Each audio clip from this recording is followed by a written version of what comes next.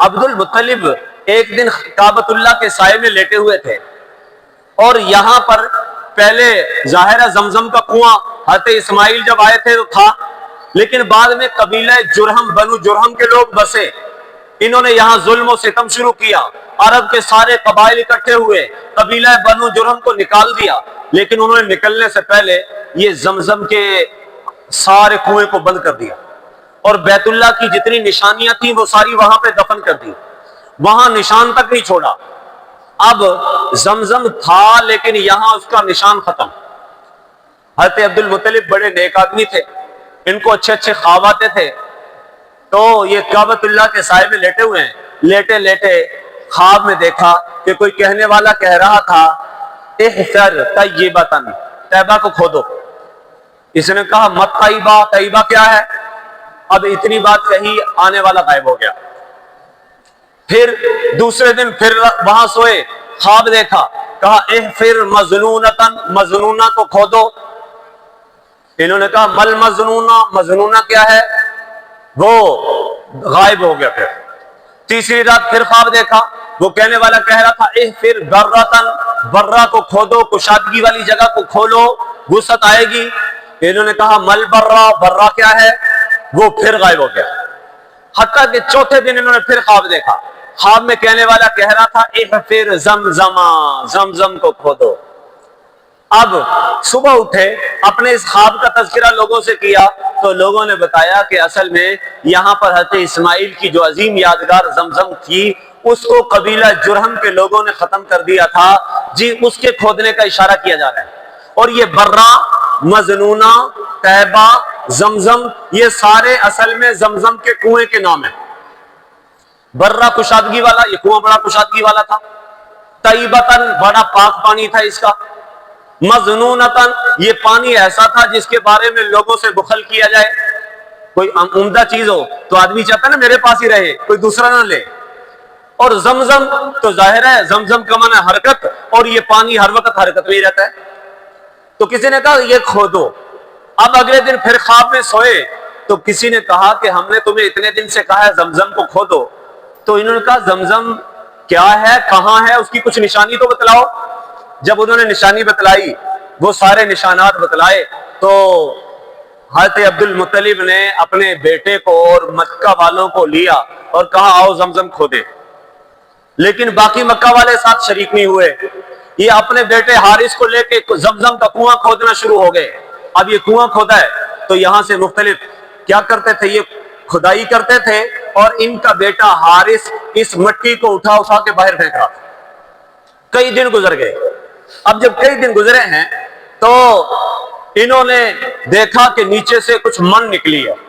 اب حضرت عبد المطلب نے نعرہ لگایا تکبیر، اللہ اکبر، کہا ہم اپنے مقصود کو پا گئے۔ اب مکہ کے دوسرے لوگ بھی آئے، انہوں نے باقی چیزوں کو کھودا تو زمزم کا کنواں نکلا، وہاں سے جو باقی تبرکات تھے وہ برآمد ہوئے، زمزم کا پانی وہاں سے نکلنا شروع ہو گیا، پھر سے زمزم اپنی بہاروں کے ساتھ پوری امت کے لیے وسیع ہو گیا۔ لیکن اسی دوران جب عبد المطلب کا ایک ہی بیٹا تھا نا حارث، اس دوران سیدنا عبد المطلب نے یہ منت مانی کہ اگر اللہ مجھے 10 بیٹے دے گا تو میں ان میں سے ایک بیٹے کو اللہ کے نام پر ذبح کروں گا۔ اللہ کا کرنا ایسا ہوا، اللہ نے عبد المطلب کو 10 بیٹے دے دیے۔ اب جب 10 بیٹے ہیں، ان میں یہ سارے حمزہ تھے، عبداللہ تھے، اور بھی بہت سارے، لیکن حضرت عبد المطلب کو اپنے بیٹے عبداللہ سے سب سے زیادہ پیار تھا۔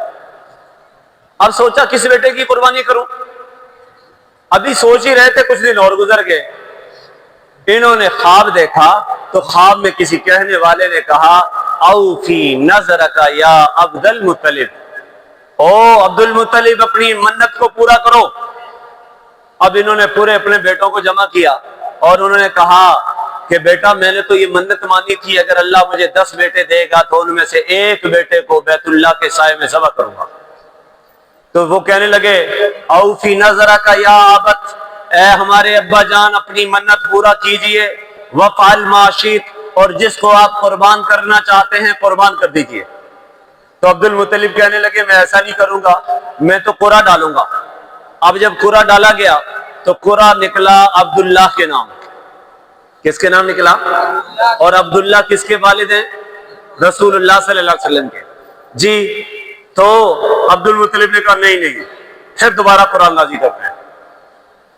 اب دوبارہ قرآن نازل کی, پھر قرآن نکلا عبداللہ کے نام.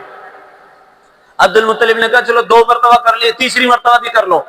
تیسری مرتبہ کی, پھر قرآن ڈالا تو پھر نکلا نام عبداللہ کا. اب عبد المطلب نے چھری لی, عبداللہ کو ساتھ لیا, باقی بھائی بیٹے ساتھ آئے اور ان کو ذبح کرنے کے لیے بیت اللہ کی طرف آ گئے. عبداللہ بڑا لاڈلا تھا, بہنوں کو بھی بڑا پیار تھا. ایک بہن نے آ کے اپنے بابا عبد المطلب کا ہاتھ پکڑ لیا, کہا ابا جان نہیں, ہمارے اس بھائی کو آپ قربان نہیں کریں گے. کہا پھر؟ کہا آپ اس طرح کیجئے نا کہ آپ اونٹوں کے درمیان اور عبداللہ کے درمیان قرآن ڈال لیجئے, جتنے اونٹ وہ نکلیں ان اونٹوں کو قربان کر دیجئے, ہمارے بھائی عبداللہ کو بچا لیجئے. عبد المطلب کی ذہن میں بات آئی کہ ایک آدمی کی دیت اس زمانے میں 10 اونٹ تھے. اگر کوئی آدمی کسی کو قتل کر دیتا تھا تو اس کا جو دیت اور مالی تاوان لیا جاتا تھا پہلے 10 اونٹ تھے. تو عبد المطلب نے 10 اونٹ اور عبداللہ کا نام ڈالا. قرآن ڈالا تو پھر عبداللہ کا نام. اچھا عبد المطلب کہنے لگے نہیں 20 اونٹ اور عبداللہ. اب پھر قرآن ڈالا نام پھر عبداللہ کا. کہا 30 اونٹ اور عبداللہ. پھر قرآن اندازی کی, بچے کو بلایا, بیٹا پرچی اٹھاؤ, نام نکالا تو پھر عبداللہ. کہا نہیں 40 اونٹ اور عبداللہ. اب پھر قرآن اندازی کی, حتیٰ کہ نام پھر عبداللہ کا, حتیٰ کہ 100 اونٹ پہنچ گئے. جب 100 اونٹ آئے تو پرچی ڈالی گئی 100 اونٹ اور عبداللہ. اب جب پرچی نکلی تو پرچی میں تھا 100 اونٹ. عبد المطلب نے 100 اونٹ لیے اور وہ بیت اللہ کے سائے میں قربان کر دیے. اور اس وقت سے یہ دیت عرب میں یہ چل پڑی کہ ایک آدمی کے قتل پر 100 اونٹ دیے جائیں گے. پہلے ایک آدمی کی دیت 10 اونٹ تھی, اب ہماری شریعت میں ایک آدمی کی دیت کتنے اونٹ ہیں؟ 100 اونٹ. چنانچہ اب عبداللہ جوان ہو گئے تھے. عبد المطلب کو ان کی شادی کی فکر ہوئی. بعض نے کہا ان کی عمر اس وقت 18 سال تھی, بعض نے کہا عمر 25 سال تھی. ان کی شادی کی فکر ہوئی تو عبداللہ کے لیے جس عورت کا انتخاب کیا گیا وہ وہب ابن عبد مناف کی بیٹی آمنہ تھی, جو نسب, خاندان, شرافت, نجابت اور سعادت و امانت کے حوالے سے پورے مدینہ کے اندر سب سے زیادہ طیب اور مشہور تھی. چنانچہ نکاح کے حوالے سے پھر ساتھ ہی عبد المطلب نے آمنہ کے چچا کی بیٹی سلمہ تھی, ان کے لیے اپنا نکاح کا پیغام دے دیا. عبداللہ کے لیے آمنہ کا نکاح کا پیغام دیا. ایک ہی مجلس میں دونوں نکاح ہوئے, باپ کا بھی نکاح ایک ہی مجلس میں, بیٹے کا بھی نکاح ایک ہی مجلس میں. ایک کے گھر میں تایا کی بیٹی ہے, ایک کے گھر میں چچا کی بیٹی ہے. نکاح ہو گیا. اب جس وقت عبداللہ کو حضرت عبد المطلب لے کے جا رہے تھے تو اس وقت مدینہ داخل ہونے سے پہلے عرب کی ایک عورت تھی جس کا نام فاطمہ بنت مر تھا. یہ یہودی عورت تھی, اور اس یہودن عورت نے جب عبداللہ کو جاتے ہوئے دیکھا تو عبداللہ کو کہا کہ عبداللہ آپ ادھر آ جائیے, میں 100 اونٹ بھی دوں گی اور آپ کے ساتھ نکاح بھی کروں گی. عبداللہ نے کہا نہیں. فرمایا فالحرام ما دونہ, یہ حرام پر عمل کرنا میرے نزدیک بڑا مشکل ہے. جی میں کوئی پاک آدمی کسی نجس چیز کو کھایا نہیں کرتا. اس کا مطلب نکاح کرنا تھا. عبداللہ سمجھے کہ یہ برائی کی دعوت دے رہی ہے کہ 100 اونٹ بھی لے لو, آپ میرے پاس رہو. حضرت عبداللہ نے انکار کر دیا. چنانچہ یہ چلے گئے. جب نکاح ہو گیا, کچھ دن حضرت آمنہ کے ساتھ نکاح ہو گیا اور وہاں کچھ دن رہے, واپس آ رہے تھے, اسی یہودن عورت نے حضرت عبداللہ کو دیکھ لیا. فرمایا عبداللہ تم کہاں رہے؟ کہا میں مدینہ میں. وہاں کیا کرتے رہے؟ کہا میرا وہاں پہ نکاح ہوا, اور نکاح وہب ابن عبد مناف کی بیٹی آمنہ سے نکاح ہوا, اور میں اس کے ساتھ کچھ دن رہا ہوں. یہ یہودن عورت تھی, یہودیوں کی کتابوں سے اچھی طرح واقف تھی. کہنے لگی عبداللہ میں نے جب آپ کو دعوت دی تھی کسی گناہ کی دعوت نہیں دی تھی. جب تم یہاں سے گئے تھے تو تمہاری پیشانی میں ایک نور نظر آ رہا تھا جو نبوت کا نور تھا، اور وہ میں چاہتی تھی وہ نور نبوت مجھے حاصل ہو جائے نکاح کے ذریعے، اور وہ نبوت والی نسل میرے خاندان سے چلے جی۔ لیکن ظاہر ہے یہ جہاں پر اس نور میں منتقل ہونا تھا اللہ کے علم میں وہیں پر ہو چکا ہے۔ اب تم جب واپس آ رہے ہو وہ پیشانی کے اندر وہ نور نہیں ہے۔ چنانچہ عبداللہ تو تجارت کے لیے شام چلے گئے، وہاں پر جا کے بیمار ہوئے، اور بیمار ہونے کے بعد حضرت عبداللہ وہیں پر انتقال کر گئے۔